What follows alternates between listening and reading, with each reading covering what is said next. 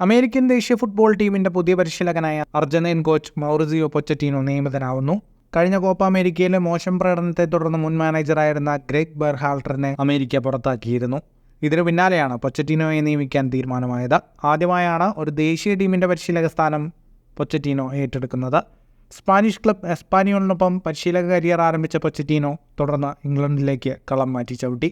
2013 സതാംപ്ടണിലെത്തിയ പൊച്ചറ്റീനോ ആ സീസണിൽ സതാംപ്ടനെ പ്രീമിയർ ലീഗിൽ 8ാം സ്ഥാനത്തെത്തിച്ചു.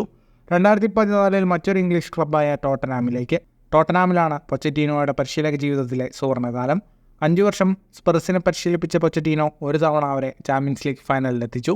പിന്നീട് ഫ്രഞ്ച് ക്ലബ് PSG-യിലും ചെൽസിയിലും പരിശീലകനായെങ്കിലും രണ്ടിടത്തും കാര്യമായ നേട്ടങ്ങൾ ഉണ്ടാക്കാനാവാതെ പൊച്ചറ്റീനോ പരാജയപ്പെട്ടു.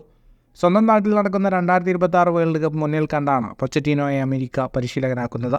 നേരത്തെ യൂർഗൻ ക്ലോപ്പിനെ പരിശീലക സ്ഥാനത്തെത്തിക്കാൻ അമേരിക്ക ശ്രമിച്ചിരുന്നെങ്കിലും അത് പരാജയപ്പെടുകയായിരുന്നു.